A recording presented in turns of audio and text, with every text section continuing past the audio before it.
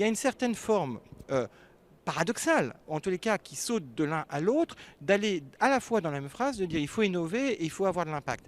Je suis désolé, c'est paradoxal. On Mhm. a de l'impact qu'une fois qu'on a déjà innové, déjà une preuve de concept, déjà une capacité d'industrialisation.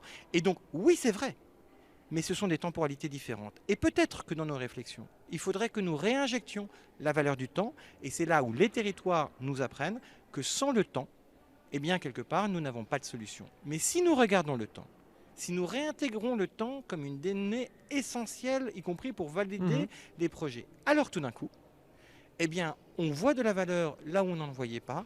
Et tout d'un coup, finalement, cette capacité à féconder nos territoires avec ces alliances stratégiques d'un nouveau joueur prennent une valeur tout à fait déterminante. Je viens de Champagne. Mes vignes, elles font 400 mètres, 300 mètres, 200 mètres, pardon, j'y arriverai, pour aller chercher l'eau. D'accord. Ça ne se fait pas en un jour. Qu'est-ce qu'on veut? Est-ce qu'on veut des pâquerettes? C'est très joli les pâquerettes à l'été, hein, mais à Mhm. l'automne elles sont mortes. Hein.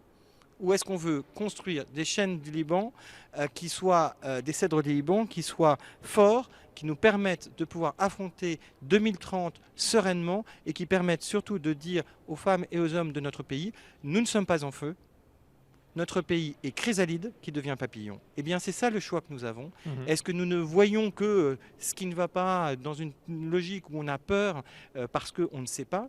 Ou est-ce que justement parce qu'on ne sait pas et qu'on regarde ce qui s'est passé dans l'histoire de l'humanité, c'est justement quand on ne sait pas qu'on a pu inventer ensemble des solutions? C'est la dernière renaissance, hein, elle date de il y a 500 ans. Eh bien, aujourd'hui, nous vivons notre propre renaissance et depuis 15 ans, où j'étudie les territoires, la capacité d'alliance, la capacité des acteurs à se dépasser pour justement prendre le risque de l'autre, je peux vous dire que je crois profondément en notre renaissance.